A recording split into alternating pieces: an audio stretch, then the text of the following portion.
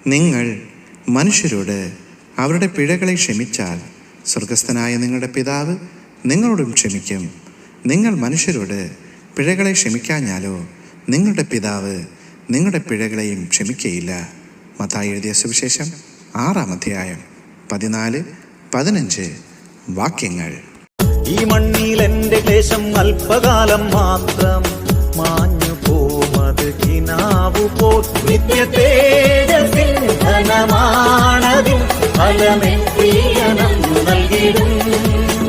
നിത്യ തേജസ്സിൻ ധനമാണതിൻ ഫലമേ പ്രിയനം നൽകിടും. തേജസ്സിലേശുവിൻ പൊന്മുഖം ഞാൻ കാണും കാലമേറ്റം ആസന്നമേ.